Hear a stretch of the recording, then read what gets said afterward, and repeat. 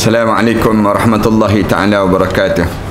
Alhamdulillahirabbil alamin. Wassalatu wassalamu ala asyrafil anbiya'i wal mursalin wa ala alihi wa sahbihi ajma'in. Subhanaka la ilma lana illa ma 'allamtana innaka antal alimul hakim.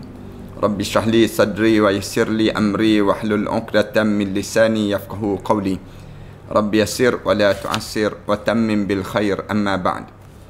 Para penonton dan sahabat-sahabat yang setia menunggu saat yang sebegini, pertamanya marilah sama-sama kita mengaturkan rasa syukur kepada Allah di atas nikmat peluang yang Allah kurniakan pada kita untuk kita sama-sama menambahkan sedikit bekalan dalam hidup kita untuk kita berbekal ke akhirat Allah Subhanahu Wa Taala nanti.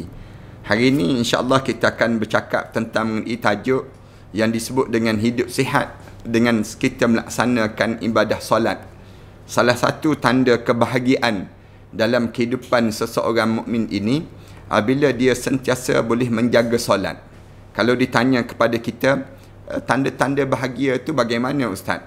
Kalau orang tanya pada kita macam mana tanda orang tu bahagia, maka jawablah di antara tanda-tanda orang tu bahagia ialah apabila seseorang tersebut ataupun satu keluarga tersebut dia mula untuk menjaga solat ataupun dia dalam keadaan yang sentiasa bersolat, maka itu tanda dia sedang mendapat yang disebut dengan kebahagiaan.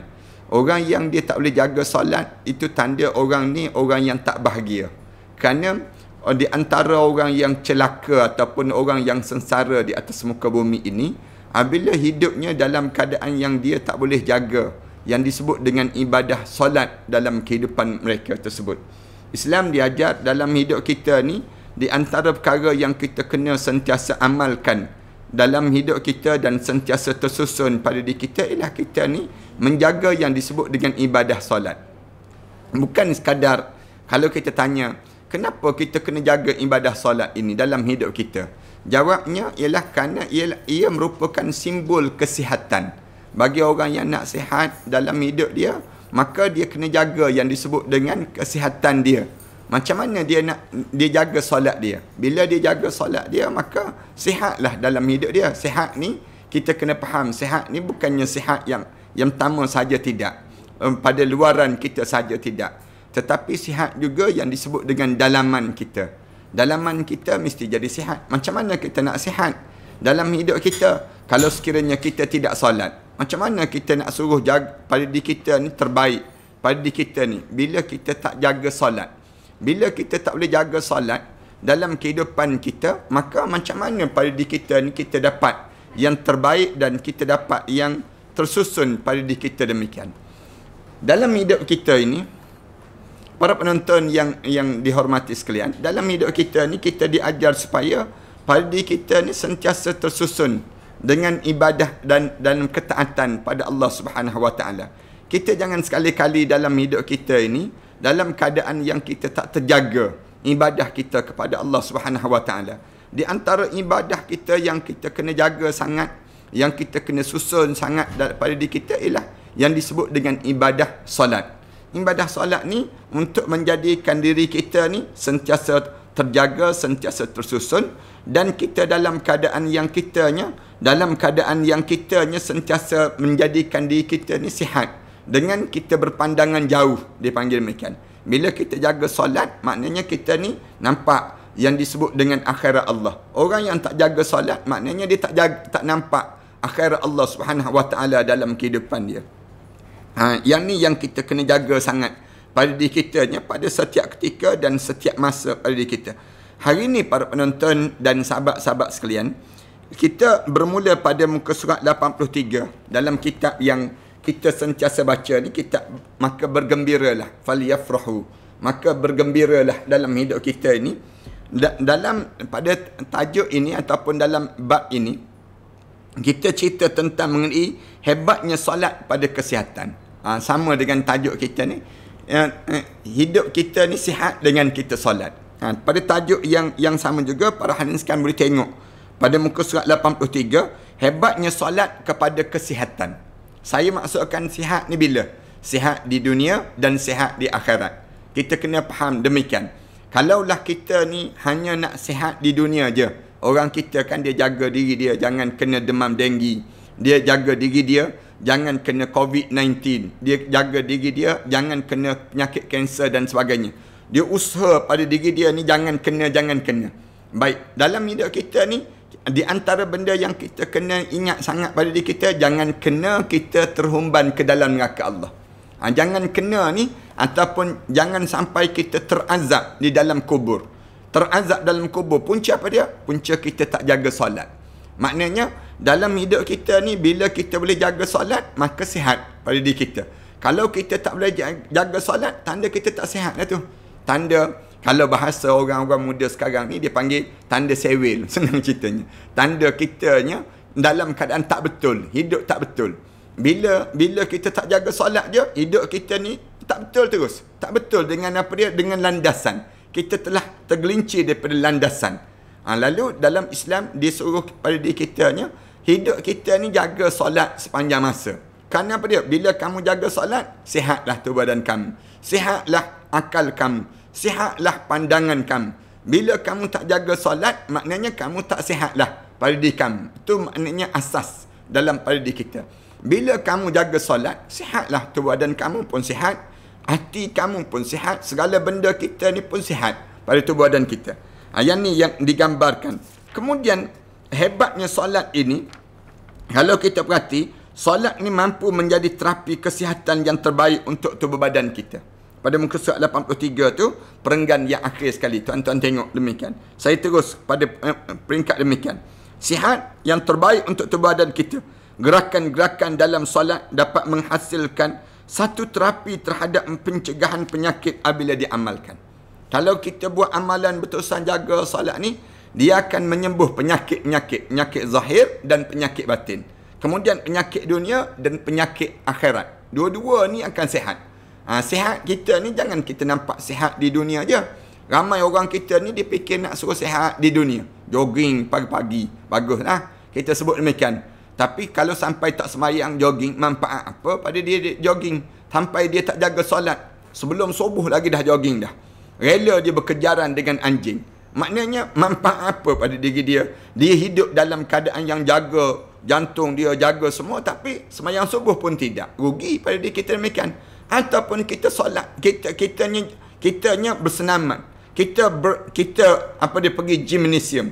Pandangan kitanya bila kita pergi gym, menyebabkan badan kita ni sihat. Tapi kita pakai yang menampakkan aurat kita.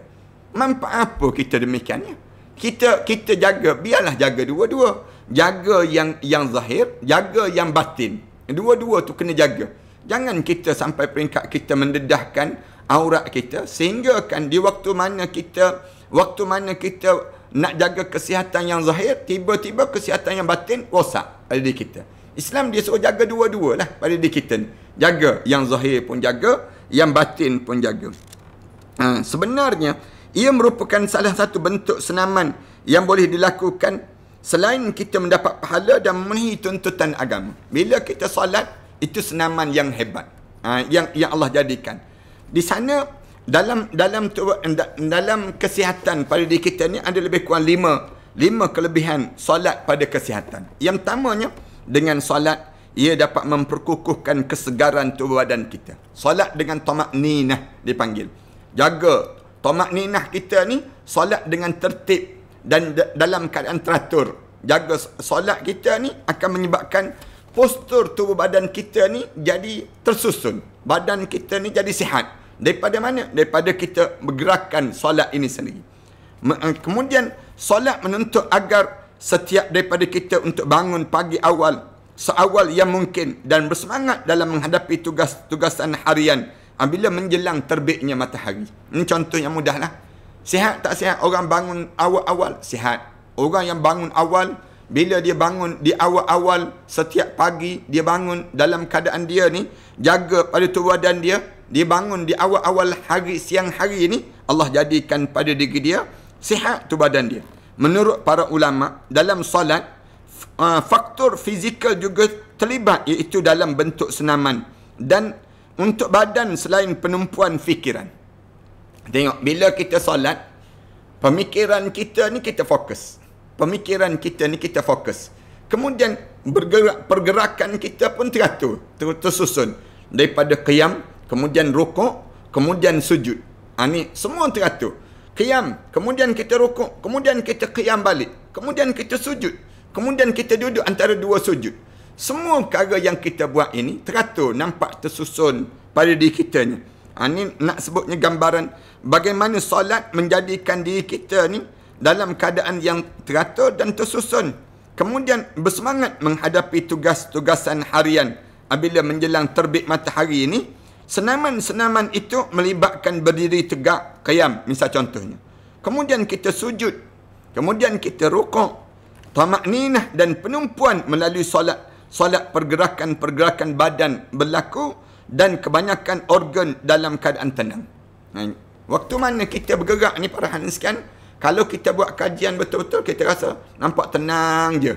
Bagaimana lapang saja pada diri kitanya saat mana kita ni dalam melaksanakan ibadah solat. Bila kita melaksanakan ibadah solat begitu, kita akan jadi pada diri kita ni, tubuh badan kita, struktur darah kita, kemudian hati kita, kemudian segala benda yang tubuh badan kita ni nampak tersusun je pada diri kita.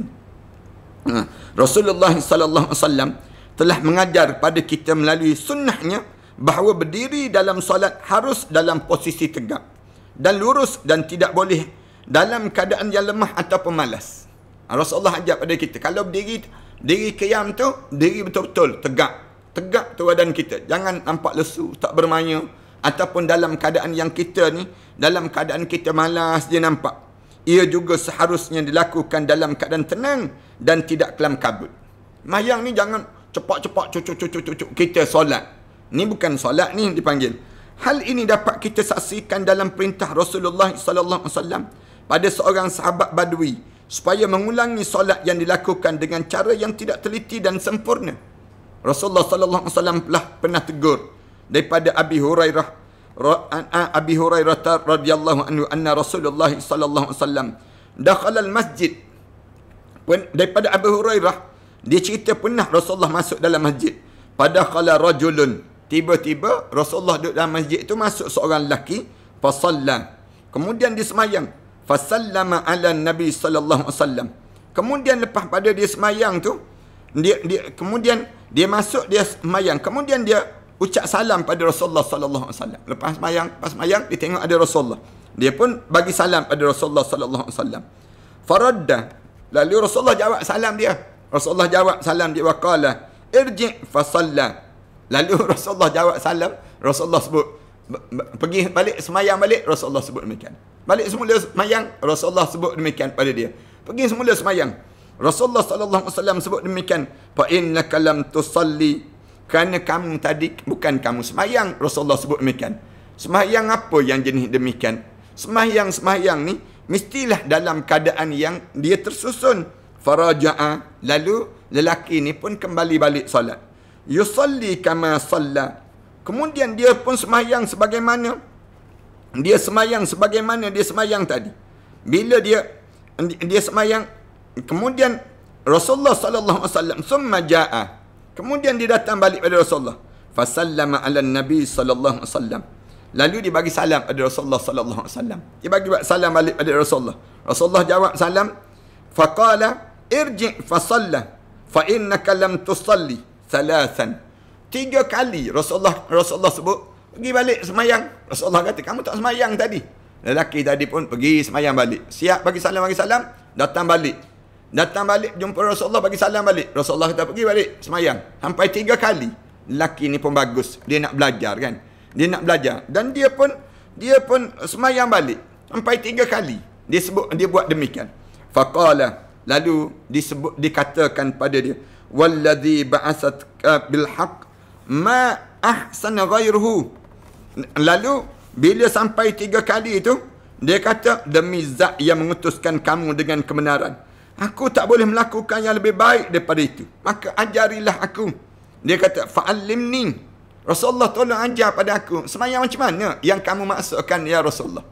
Semayang cepatlah, maksudnya dia pergi semayang tu cepat-cepat je solat dalam keadaan cepat. Lalu Rasulullah kata, pergi balik semayang 3 kali. Rasulullah suruh dia pergi semayang tu Dan dia buat tu 3 kali solat. 3 kali dia melaksanakan ibadah solat. Bila dia buat demikian, lalu Rasulullah sallallahu alaihi wasallam sebut. Rasulullah kata begini, Rasulullah kata, dia sebut dia Rasulullah, fa'allimni. Maka ajar pada saya ya Rasulullah, fa'allimni. Dia sebut pada Rasulullah, maka ajarilah saya ya Rasulullah. Idza qumta ila salah, lalu bila kamu mendirikan sembahyang, Rasulullah kata, fakabbir, hendaklah kamu bertakbir, mulailah dengan takbir. Lepas pada kamu mulai takbir, summa qra ma tayassara ma'aka minal Quran, maka bacalah apa yang memudahkan kamu membaca Al-Quran Karim. Ni alim ulama bincang ni tentang hadis Rasulullah sallallahu alaihi wasallam ini, cerita tentang mengenai orang yang baru masuk Islam. Misal contohnya, tiba-tiba dia masuk Islam, dia nak baca apa? Waktu mana dia mula-mula masuk Islam, dia Fatihah dia tak hafal lagi, dia tak ingat lagi bacaan tersebut. Jadi dia nak baca macam mana? Di waktu mana dia dalam keadaan demikian. Lalu Rasulullah sallallahu alaihi wasallam ajar pada dia, maka bacalah apa yang mudah bagi kamu daripada Al-Quran. Rasulullah kata, iqra ma tayassara ma'aka minal Quran. Baca yang memudahkan kamu daripada bacaan Quran. Summarka, kemudian rukuklah sampai benar-benar kamu rukuk. Rasulullah kata, summarka hatta tatma'inna raki'an. Kamu rukuk tu sehingga kan kamu rasa tenang je rukuk kamu. Bila kamu solat ni, kamu rukuk, biar kamu rukuk tu betul-betul kamu rukuk. Kamu rasa kamu tenang rukuk kamu sebut. Summarfa, kemudian kamu angkat kepala kamu, bangun qiyam, i'tidal balik. Bila kamu bangun, hatta ta'dila qa'iman, sehingga betul-betul kamu ni tegak. Waktu mana kamu qiyam tu, betul-betul kamu qiyam. Rasulullah sebut. Summasjud, kemudian kamu sujud, hatta tatma'inna sajidan, sehingga kamu rasa tenang je sujud kamu. Maknanya kamu sujud tu bukan kamu sujud cucuk gitu, tidak. Tapi hatta tatma'inna sajidan. Summarfa, kemudian kamu angkat balik. Kamu duduk antara 2 sujud.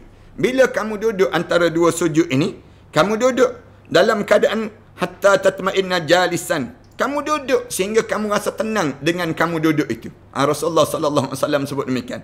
Kemudian waf'al dzalika fi salatika kulliha. Lalu kamu buat begitulah semua dalam solat kamu, lakukan dengan cara seperti itu dalam seluruh rakaat kamu. Solat kamu tu buat macam tu, Rasulullah sebut.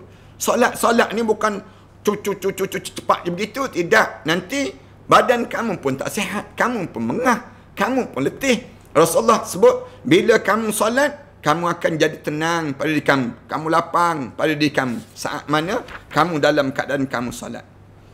Dengan solat ini, dengan ini solat selain daripada merupakan satu ibadah, ia juga merupakan satu riadah tubuh badan kita. Riadah harian yang tersusun dengan sedemikian rupa dapat memberi kerehatan pada jiwa. Sebab tu bila kita ni serabut, kita ni tension, kita ni banyak masalah dalam hidup kita, kita solat, kita jadi lapang pada diri kita. Dengan kita solat ni, kita jadi rasa tenang dalam hidup. Ni kelebihan orang yang solat. Bila kita solat, kita menjadikan ketenangan dan juga jasmani manusia melalui pergerakan ketika melakukan ibadah solat, seperti amalan rukuk, i'tidal, sujud dan sebagaimana yang kita sebut sebentar tadi. Ni yang pertama, kelebihan di mana bila kita jaga solat dalam hidup kita ni, di antara perkara yang pertama pada diri kitanya, memperkukuhkan dan menyegarkan tubuh badan kita. Menyegarkan tubuh badan kita ni, menjadikan diri kita ni benar-benar jadi sihat. Rasulullah sallallahu alaihi wasallam ajar pada kita. Sampai Rasulullah pesan pada budak muda ni, tak payahlah solat yang dalam keadaan yang cepat-cepat begitu. Solat dalam keadaan yang gopoh-gapah begitu, tak perlu. Solat ni biar tenang, biar lapang pada diri kita demikian. Sebut pada anak-anak kita tu, anak-anak kita kan kadang-kadang dia datang bagi tahu pada kita, mama, ataupun dia sebut abi, tension lah dia sebut, boring lah, misal contoh. Kita kata pergi solat, pergi. Bila kamu pergi solat, kamu akan tenang, kamu akan lapang dalam hidup kamu. Kamu akan jadi hidup kamu ni akan jadi ketenteraman pada diri kamu. Ini kelebihan solat yang pertama. Yang kedua, solat boleh memberikan ketenangan dalam diri seseorang. tadi memperkokohkan jasad kita, jasmani kita. Kemudian solat ini memberikan ketenangan dalam diri seseorang. Hidup kita ni tidak pernah lekang daripada ujian. Saya biasa sebut demikian. Hidup ni tak ada orang yang terlepas daripada ujian. Ada je ujian dalam hidup. Saya yakin tuan-tuan, para penonton, sahabat-sahabat sekalian ni sedang menghadapi ujian sekarang ni. Dalam hidup ini. Takkanlah kita kata saya tak ada ujian, Ustaz. Bohong sangatlah. Maknanya kalau kamu tak ada ujian tu, kamu ni dah matilah. Senang ceritanya. Orang yang hidup ni, dia kena hadapi ujian. Ujian ni Allah jadikan sama ada senang, susah. Dua-dua ni hidup kita ni sentiasa berlaku pada diri kita. Kalau kita tidak susah, mesti kita senang kan? Senang tu pun ujian. Kalau kita tidak senang, kita susahkan. Susah tu pun ujian dalam hidup. Sama ada yang mendengar ni sihat ataupun sakit. Dua-dua ujian. Yang sihat pun sedang diuji, manakala yang sakit pun sedang diuji. Hidup kita ni tak lekang dengan ujian. Sentiasa ada je ujian yang datang dalam hidup kita. Semenjak 2 menjak ni, ramai antara kita yang runsing fikirannya. Dalam pemikiran kita kan runsing je memikir, kenapalah aku tak jadi Perdana Menteri. Misal contohnya. Ada di kalangan kita, sibuk memikir, kenapalah aku ni, asyik orang hina je aku. Kenapalah aku ni. Ada je yang dia fikir dalam diri dia ni. Ramai antara kita yang pemikiran dia jadi runsing. Pemikiran dia tidak tenang hati dia dan merasakan beban yang berat apabila memikirkan masalah-masalah tertentu. Ada di kalangan kita begitu kan. Hidup dia berat je rasa. Kenapalah aku terkahwin dengan Minah ni? Kenapalah aku ternikah dengan Mamat ni? Dalam hidup dia, kenapalah aku dapat anak-anak sebegini? Kenapalah aku ni? Sentiasa ada je dalam pemikiran dia. Yang sentiasa mengganggu dalam pemikiran dia. Ketua keluarga sentiasa memikirkan tanggungan keluarganya. Kalau kita jadi ketua keluarga, kita fikir, macam manalah nak suruh anak-anak kita ni berjaya dalam pelajaran. Macam manalah nak suruh kehidupan kita ni tenteram dalam kehidupan. Keluarga kita, isteri kita kurang beletih sikit pada kita. Misal contohnya. Macam mana kita berfikir dalam jadi ketua keluarga ni, macam manalah hidup kita ni nak suruh jadi terbaik. Isteri dan anak-anak. Pemimpin negara pula sentiasa memikirkan mengenai bagaimana nak menaikkan ekonomi yang dikatakan meleset teruk. Juga dengan hal-hal politik yang lain. Pemimpin negara, dia fikir. Tuan-tuan ingat ke Perdana Menteri tak berfikir ke? Macam mana nak stabilkan suasana sekarang? Macam mana nak memtahankan daripada serangan atuk dan sebagainya? Macam mana sebagai seorang abah di sebuah negara? Macam mana nak jadikan dalam negara kita ni tenteram je, tak ada serabut-serabut di kalangan kita? Macam mana ni? Parahan sekarang niat ke Perdana Menteri itu tidur terbaring, terlentam begitu saja. Tak. Saya yakin dia berhadapan dengan ujian. Dan pelajar pula sentiasa fikir peperiksaan dan nota-nota yang perlu dihadamkan. Pelajar-pelajar pun fikir, bilalah sekolah nak buka? Bilalah nak pergi ke asrama? Bilalah nak belajar? Bilalah? Sentiasa ada pada diri dia. Begitulah kehidupan manusia yang sering memikirkan pelbagai masalah hingga menyebabkan kehidupan menjadi tidak tenang. Bila kita banyak berfikir je, hidup ni rasa macam tak tenang je hidup kita ni. Oleh itu, cara terbaik menghadapi bebanan ujian dan tekanan adalah dengan solat. Tak adalah cara yang lebih baik. Bukan dengan ekonomi menyenangkan hidup, tidak. Para hadirin sekalian, jangan ingat, bila kita ada ekonomi yang kita rasa kuat ekonomi kita, kuat mantap ekonomi kita, maka hidup kita tenang. Tak. Dengan solat. Solat menenangkan hidup. Formula yang diberikan oleh Allah Ta'ala, iaitu 5 waktu sehari, merupakan formula paling berkesan apabila ketenangan dalam kehidupan manusia. Tak adalah formula yang lebih baik daripada keadaan itu. Formula ini juga yang digunakan oleh Rasulullah SAW dan para sahabat dalam menghadapi liku-liku dakwah. Dalam berhadapan dengan ujian-ujian. Ia bukan sekadar solat, tetapi ia merupakan satu pertemuan kita secara langsung dengan Allah Ta'ala. Jangan kita nampak solat je, jangan. Tapi waktu mana kita solat ni, masa ni lah kita sedang berjumpa dengan Allah. Kita kena rasa demikian. Macam kita berjumpa dengan orang-orang besar.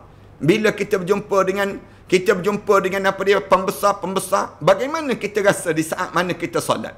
Dalam keadaan kita solat tu, kita rasa pada diri kita ketenangan, kelapangan. Formula ini juga digunakan oleh Rasulullah dan para sahabat dalam menghadapi liku-liku dakwah. Rasulullah buat demikian. Ia bukan sekadar solat, tapi ia merupakan satu pertemuan kita dengan secara langsung dengan Allah Ta'ala. Bermula dengan takbiratul ihram. Bila kita takbiratul ihram, kita tak putus-putus mengucapkan doa, sehinggalah diakhiri dengan salam. Waktu mana kita takbiratul ihram, start daripada kita Allahu Akbar, sampailah kita bagi salam, Assalamualaikum warahmatullahi, Assalamualaikum warahmatullahi. Maka di saat tersebut kita sedang bermunajat dengan Allah, sedang bercakap dengan Allah. Ketika solat, kita bermunajat dan mengadu kepada Allah. Lalu minda kita direhatkan, dan ini akan menjadikan jiwa kita tenang. Jiwa kita jadi tenang je. Bila kita berhubung dengan orang yang jauh lebih berkuasa pada kita. Siapa yang lebih berkuasa pada kita? Allah, yang lebih hebat daripada itu. Oleh sebab itulah ketika Nabi SAW menghadapi tekanan, Rasulullah SAW menyebut pada Bilal, arihna bis-salah ya Bilal. Jom kita berehat dengan salat wahai Bilal. Rasulullah SAW sebut demikian. Arihna bis-salah ya Bilal. Jom kita berehat dengan salat wahai Bilal. Apa lagi yang dicari oleh manusia selain ketenangan jiwa? Salat ini mampu memberi kekuatan pada diri kita. Itu yang kita kena faham. Yang kedua, pada diri seorang, salat menjadikan ketenangan. Yang ketiga, sihat pada kita apa dia? Salat dapat meningkatkan daya imunisasi dalam diri seseorang. Jika kita baca dalam sirah sahabat Nabi SAW, Sayyidina Umar Al-Khattab ditikam sebanyak 6 kali ketika mula mengimamkan salat subuh. Kalau kita baca dalam sejarah.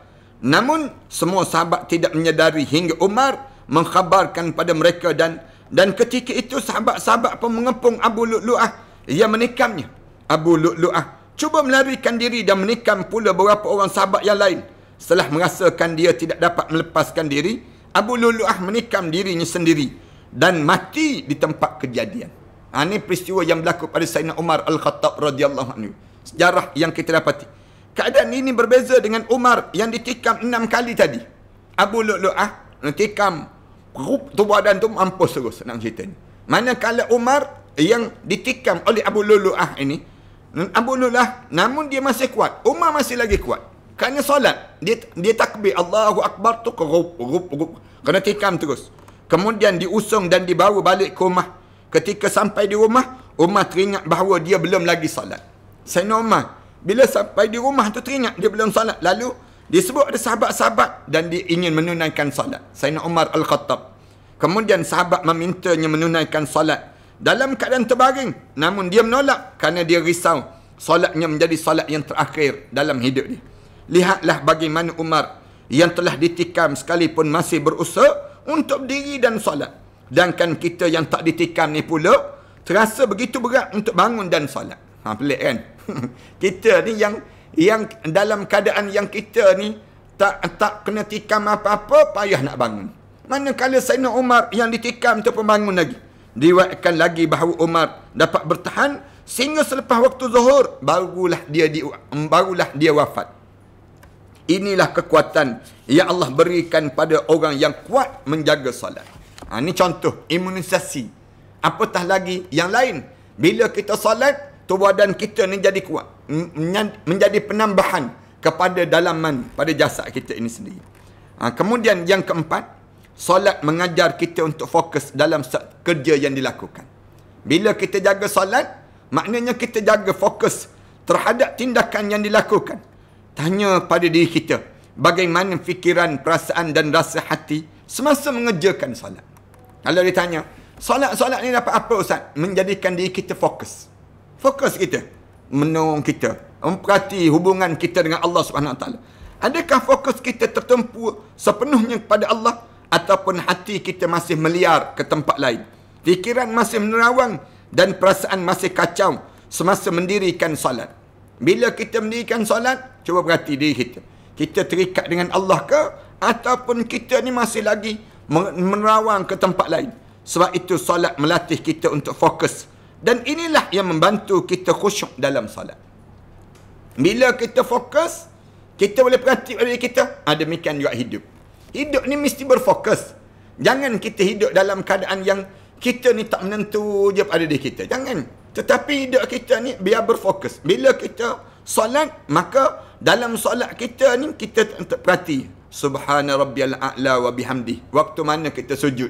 Waktu mana kita dalam keadaan rukuk, kita sebut Subhana rabbiyal azim wa bihamdi.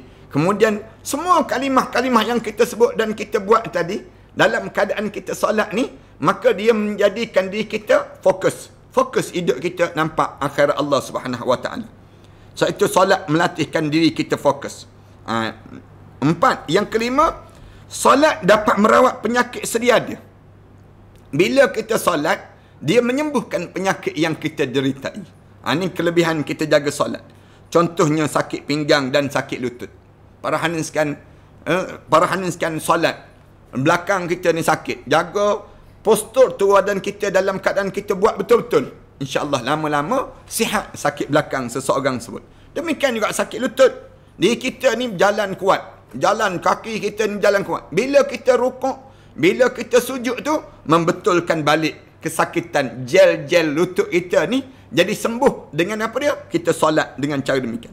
Ulama membincangkan bahawa jika kita betul-betul rukuk 90 darjah dalam masa 3 minggu, penyakit sakit belakang kita boleh sembuh. Ini ada kajian yang buat. Betul-betul solat. Dalam keadaan yang kita solat tu, rukuk 90 darjah sakit belakang kita ni, dalam masa 3 minggu kita buat berterusan. 3 minggu ni, jaga betul-betul, penyakit sakit belakang kita boleh sembuh.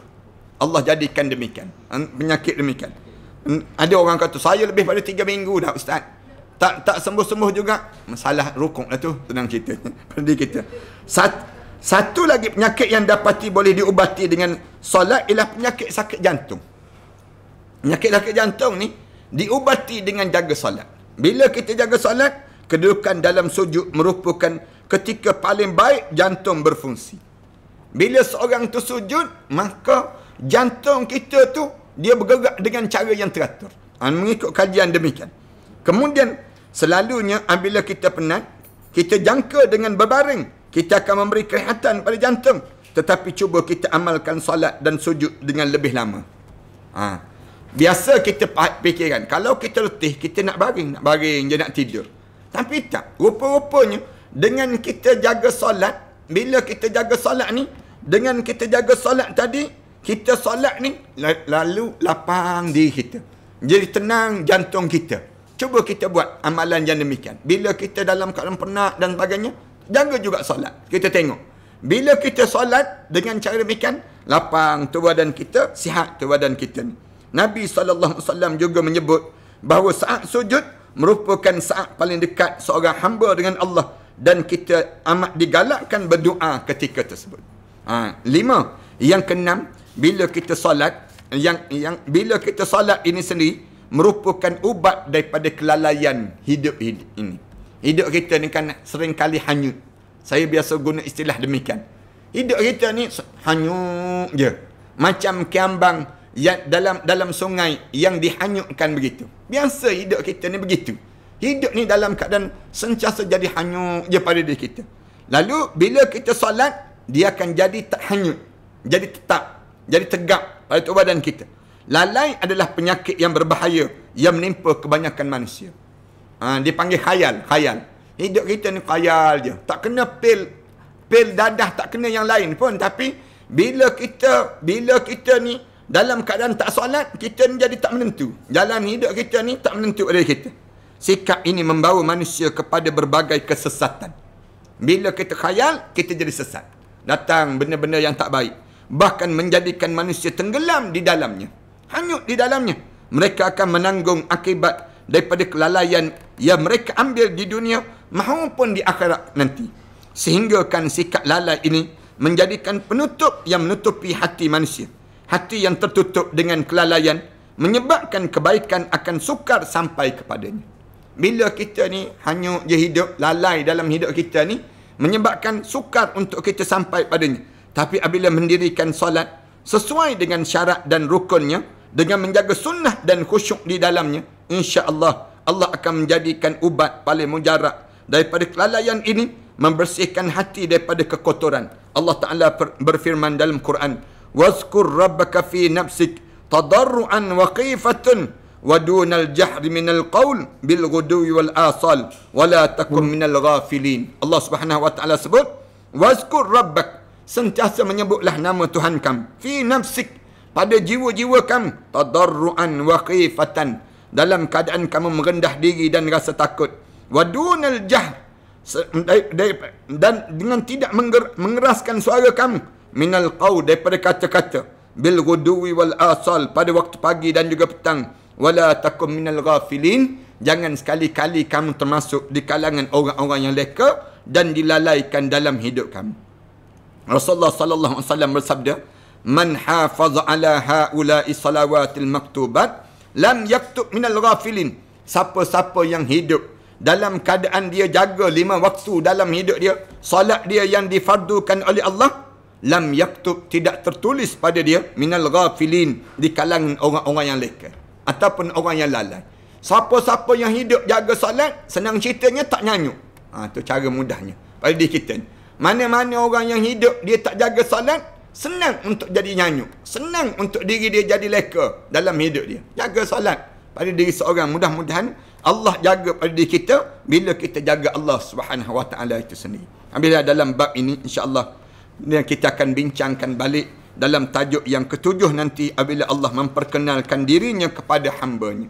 Insya-Allah mudah-mudahan Allah jadikan kebaikan daripada kitab Falyafrahu ini, maka bergembiralah dalam hidup ni. Tuan-tuan boleh dapatkan kitab inilah. InsyaAllah mudah-mudahan tuan-tuan boleh tengok dan boleh rujuk balik daripada setiap kuliah saya. Dan daripada kuliah-kuliah saya ni, tuan-tuan boleh rujuk balik apa yang telah saya huraikan. Maka bergembiralah apabila Allah pilih kita menjadi orang mukmin ini sendiri.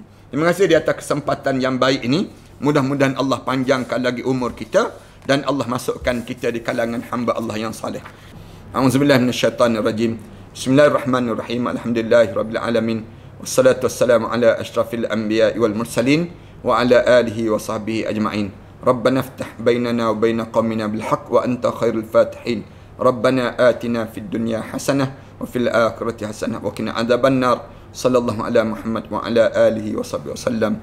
Alhamdulillahirabbil alamin.